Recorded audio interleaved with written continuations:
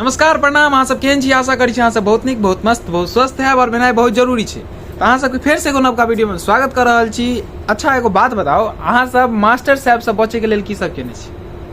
मतलब आप बच्चा के लेल वीडियो छै, हमरा सबके एज के जे छै, हमरा सबसे छोट जे छै हुनका सबके लेल वीडियो छै। आ जो सीनियर देख रहल छथिन तो ओ सब बचपन में काज केने छथिन कि नहीं सेहो बताएब। हम सब मतलब मास्टर साहब से बचे के लेल सबसे पहिल काज करै छलियै, मारि नहीं खाओ एहि ले जाइ छलियै हम सब खजूरक पत्ता बन्हे ले। खजूरक पत्ता में 5 गो पत्ता बन के तो से हाँ आइ मारि नहीं खिए।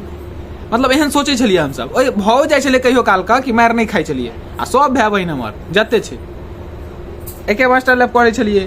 तऽ एहन भेल कि आब बुझै छी कि आइ मारि खाय वाला छी। तो ओहि दिन गेलहुँ 5 गो पत्ता बन्हलहुँ आराम से, हाँ कि आइ मारि नहीं खेबै। अब भऽ जाइ छलै कहियो काल का कि मारि नहीं खाइ छलिए। आ जे मतलब ओहिसँ पैघ भेलहुँ, आब कतौ बाहर जा रहल छी पढ़े ले, तो ओहिमे होइ छलै कि आइ मौसम जे खराब भऽ जैते, आइ गर्मी एलै, गर्मी में तो मौसम खराब हेबे करतै, पानि बरसात तऽ भए जाइ छै।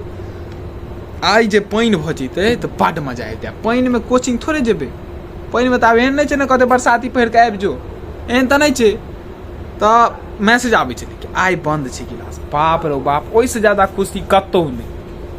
बड्ड खुशी होइ छलै ओहिसँ, मतलब अलगे आनंद आबै छलै।